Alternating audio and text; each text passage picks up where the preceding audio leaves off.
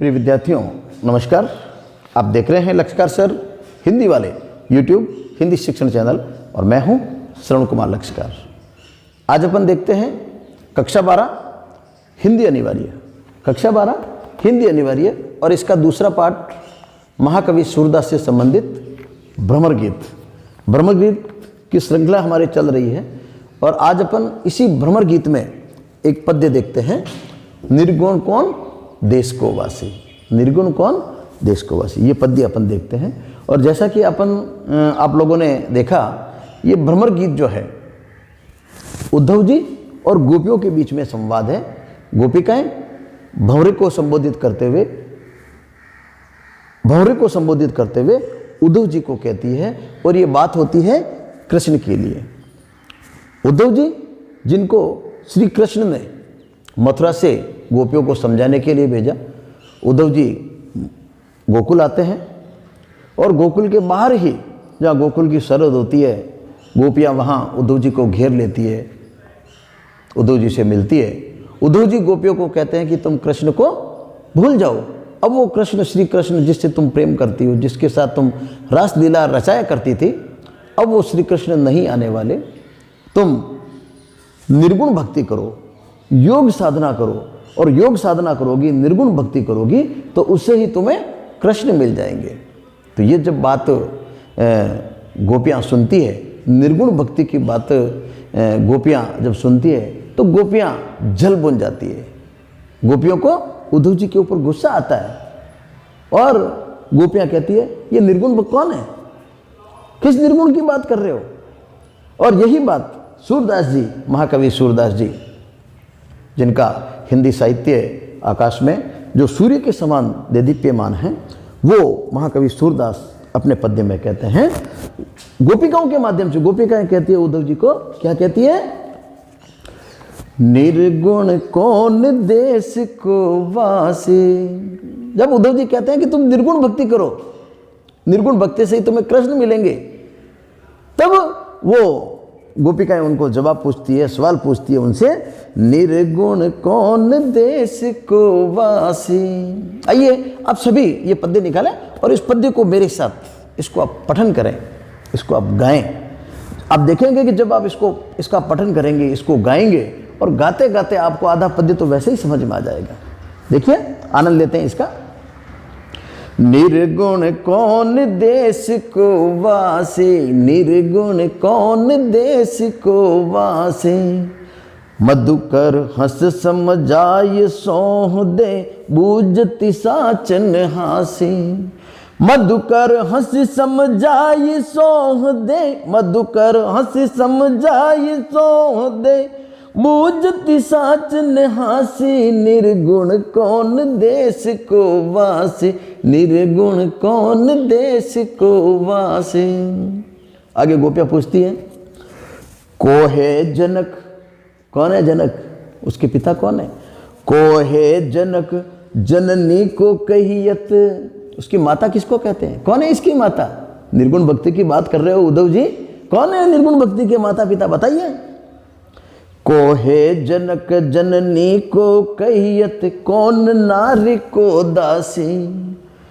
को है जनक जननी को कहियत, कौन नारी को दासी। कैसो बरन बेस है कैसो बरन बेस है कैसो, कही रस में अभिलाषी। निर्गुण कौन देश को वासी, निर्गुण कौन देश को वासी। उद्धव जी एकदम कुछ सूझा ही नहीं उनको, इसका जवाब क्या दे। आगे गोपिकाएं कहती हैं, पावे गो पुण्य कियो आपनो, जोरे कहे गो गासी। पावे गो पुण्य कियो आपनो, जोरे कहे गो गासी। सुनत मौन वे रयो ठग्यो सो, सुनत मौन वे रयो ठग्यो सो, सूर सबे मति नासी। निर्गुण कौन देश को वासी, निर्गुण कौन देश को वासी, निर्गुण कौन देश को वासी। तो ये एक पद्य था जिसका रसास्वादन, जिसका आनंद आप सभी को लेना है। आप बार बार इसको गाएं, जब आप गाएंगे तो मस्ती आएगी और आप देखेंगे कि इसका पद्य का बहुत ही सरल शब्दों में इस पद्य की विशेषता देखिए अब गाया जाता है। और जो गाया जाने वाला पद इसे गेय कहते हैं, क्योंकि अपन को अभी इसके बारे में इसके बाद में विशेष लिखना पड़ेगा, इसका भावार्थ, सरलार्थ, इसकी साहित्यिक विशेषताएं, तो ये गेय पद है। अब इसके अंदर इसका भावार्थ देखते हैं। गोपिकाएं जब उद्धव जी आते हैं, उद्धव जी कहते हैं कि भाई निर्गुण भक्ति करो, कृष्ण को भूल जाओ, साकार भक्ति भूलो, निर्गुण भक्ति करो। तुम निर्गुण भक्ति करोगी, योग साधना करोगी तो कृष्ण तुम्हें मिल जाएंगे। गोपिकाएं कहती है किस निर्गुण की बात कर रहे हो भाई, ये है कौन? निर्गुण कौन देश को वासी? किस देश में रहता है तुम्हारा निर्गुण? ये निर्गुण किस देश में रहता है? निर्गुण कौन देश को वासी? कौन से देश में तुम्हारा निर्गुण रहता है? मधुकर हंसी समझाए सहोदे बूझती साच न हंसे। मधुकर किसे कहते हैं? भंवरे को कहते हैं। मधुकर हंसी समझ आई, हे भंवरे, हे मधुकर। और यहां पर मधुकर किसको कहते हैं? उद्धव जी को संबोधित करते हैं। उद्धव जी बताएं, आप बताएं, मुझे समझाएं आप। मधुकर हंसी समझ आए, हमें समझा दें। सोहदे बूझती साच, हम साच साच पूछ रहे हैं, आप सच्ची सच्ची बात बताएं। और इस प्रकार गोपियां उद्धव जी की हंसी उड़ाती है। इसकी क्या उड़ाती है? उद्धव जी की हंसी उड़ाती है, खिल्ली उड़ाती है। आया बेचारा कहीं का, हमें निर्गुण भक्ति का पाठ पढ़ाने वाला। बता तेरा निर्गुण कहाँ रहता है? को है जनक, कौन है इसकी माता, कौन है इसकी पिता? को है जनक, जनक कहते हैं पिता को, जनक कहते हैं पिता को है जनक जननी को कहियत। और किसको जननी कहते हैं? वो किसको माता कहता है? उसकी माता कौन है? को है जनक जननी को कहियत, कौन नारी को दासी। और उसकी पत्नी कौन है भाई? उद्धव जी आप जिस निर्गुण भक्ति की बात कर रहे हैं, जिस निर्गुण की बात कर रहे हैं, उसकी पत्नी कौन है, उसकी दासी कौन है? बताएं, अब कोई हो तो बताएं। ये कोई सांसारिक रूप तो था नहीं। और ये जब उद्धव जी ने बात सुनी, गोपियों के प्रश्न सुने, उद्धव जी ठगा रह गया, बिल्कुल चुप रह गया, मौन रह गया। कैसो, आगे उद्धव गोपियां और पूछती, कैसो बरन बेस है कैसो के ही रस में अभिलाषी। कैसा वर्ण, कैसा रंग है उसका, कैसा रंग है? बेस है कैसो, कैसा रूप है, कैसा रूप रंग है, यानी किस प्रकार का है वो तुम्हारा निर्गुण। कैसो वर्ण बेस है कैसो के ही रस में अभिलाषी। और उसको कौन सा रस उसको पसंद है, किस रस में डूबा रहता है वो, क्या उसको पसंद है? अब ये जब बातें सुनी उद्धव जी ने, तो उद्धव जी बिल्कुल मौन रह गए, एक भी प्रश्न का उत्तर नहीं। तो अब गोपियां कहती है कि देखो उद्धव जी झूठ बोल गए तो भगवान, अपन कहते हैं ना अपने आम भाषा में, देखो झूठ बोलेगा तो तुम्हें भगवान देखेंगे। और वो गोपियां कहती है पावे गो पुण्य कियो आपनो, पावे गो पुण्य कियो आपनो, जैसा तुम करोगे वैसा भरोगे। उद्धव जी झूठ बोल गए, ठीक नहीं है। पावे गो पुण्य कियो आपनो, जोर कहे गो घासी, घासी का मतलब कपटपूर्ण। यदि झूठ बोल गए, कपटपूर्ण बोल गए उद्धव जी, तो तुम्हें उसका फल भोगना पड़ेगा। अब उद्धव जी में कैसी हुई, न तो उसका जवाब दे सकते, झूठ बोले तो गोपियों ने ये सौगंध दिला दी। अब उद्धव जी में बहुत परेशान हो गए। उद्धव जी को कुछ बोलते नहीं बना, कुछ उगलते नहीं बना, न कुछ निगलते नहीं बना। अब उद्धव जी में बहुत बुरी हुई, बहुत ही बुरी उद्धव जी में अब बहुत बुरी हुई। सुनत मौन वे रयो ठग्यो सो, सुनत मौन वे रयो ठगो सो। इतनी बातें सुनी तो वो मौन रह गए, ठगा सा रह गए। कौन? उद्धव जी। किसके प्रश्नों से? गोपियों के प्रश्नों से। सुनत मौन वे रयो ठग्यो सो, सूर सबे मति नासी, निर्गुण कौन देश को वासी, निर्गुण कौन देश को वासी। सूरदास जी कहते हैं उस दृश्य को देखकर, सुनत मौन वे रयो ठगो सो, सूर सबे मति नासी, सभी उसी मति की नासी हो गई। यानी मति यानी बुद्धि, उसकी बुद्धि खत्म हो गई। यानी सूरदास जी इस जो अपने आप को बहुत बड़ा ज्ञानी समझते थे, बहुत बड़ा विद्वान समझते थे, और कृष्ण ने सूरदास जी को विद्वान समझकर, ज्ञानी समझकर कि भाई हाँ ये सबसे होशियार है, ये गोपिकाओं को समझा सकता है, तो सबसे होशियार उद्धव जी को छांटकर जब कृष्ण भगवान ने भेजा और वही निरुत्तर हो गए, तो सूरदास जी कहते हैं उनकी मति नासी हो गई गोपियों के सामने। मति मतलब बुद्धि जो थी वो नष्ट हो गई, यानी किसी सवाल का जवाब नहीं दे पाए। तो ये तो हो गया इसका सरलार्थ। अब इसका भाव यह है कि गोपियां कहती है, गोपियां हर हाल में कृष्ण को भूलना नहीं चाहती। उद्धव जी ने नाना प्रकार के बातों से उनको समझाने का प्रयास किया, निर्गुण भक्ति की ओर मोड़ने का प्रयास किया, ज्ञान योग, ज्ञान साधना वो करने के लिए कहा, पर गोपियों ने उद्धव जी की एक बात नहीं मानी। और गोपिकाएं वो कृष्ण के प्रेम में, अनन्य प्रेम में डूबी हुई। गोपियों के लिए तो कृष्ण की भक्ति और प्रेम।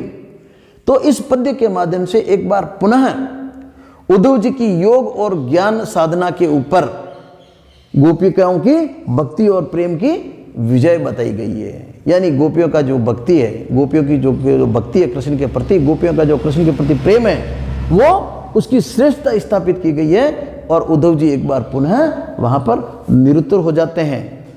यानी गोपियां कहती है कि हम हर हाल में, हर स्थिति में कृष्ण से मिलना चाहते हैं, एक बार कान्हा के दर्शन करना चाहते हैं। और यही बात इसी भ्रमर गीत के माध्यम से, इस पद्य के माध्यम से सूरदास जी ने बताई है। अब आप देखिए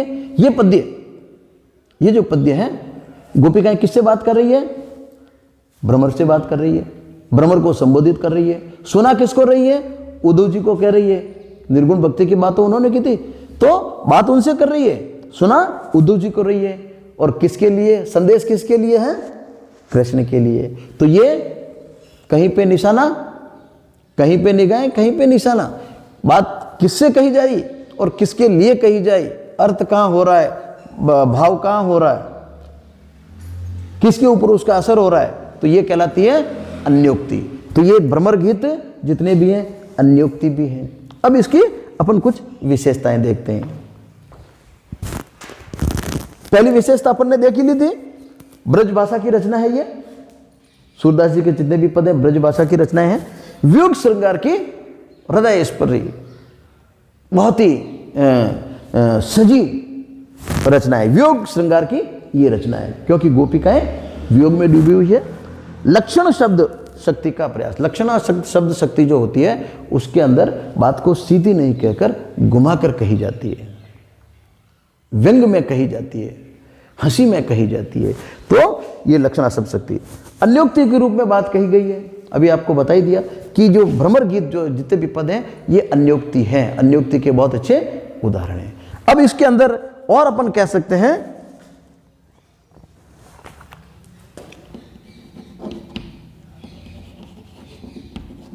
व्यंग्यात्मक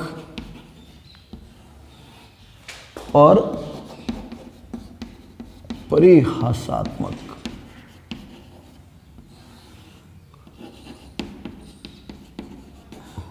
शैली कैसी है? व्यंग्यात्मक। निर्गुण कौन देश को वासी, तो ये क्या व्यंग है कि नहीं है? बता कौन है भाई तेरा निर्गुण। तो व्यंग्यात्मक और परिहासात्मक। गोपिकाएं उद्धव जी की हंसी उड़ाती है, तो परिहास कर रही है, उसकी मजाक उड़ा रही है। परिहासात्मक ये हो जाएगी, शैली हो जाएगी। इसके अतिरिक्त ये शैली होगी। इसके अतिरिक्त अपन कह सकते हैं कि इसके अंदर अलंकार कहाँ का आए हुए। देखिए आप, निर्गुण कौन देश को वासी, मधुकर हंसी समुजाय सोह दे। समुजाय सोह, समुजाय और सोह अनुप्रास अलंकार, स छह का अनुप्रास आ गया। को है जनक जननी, जनक जननी, जनक जननी, ज ये भी छह का अनुप्रास। कहियत कौन, को है जनक जननी, को कहियत कौन, को कहियत कौन, ये क्या है? क वृत्यानुप्रास। नारी को दासी, कैसो वर्ण भेष है कैसो, कई रस में अभिलाषी, पावे गो पुनि, प पावे गो पुनि, प अनुप्रास। क्यों आपनो जोरे कहे गो घासी, सुनत मौन वे रयो ठगो सो, सूर सबे मति नासी। सो सूर सबे, सो सूर सबे, अंतिम पंक्ति में देखिए आप, तो वहां पर भी अनुप्रास अलंकार है। तो अनुप्रास अलंकार,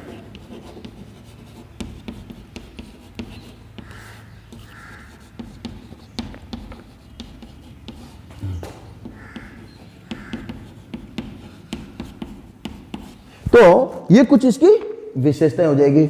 और अंतिम विशेषता जो अपन लिख सकते हैं इसके अंदर,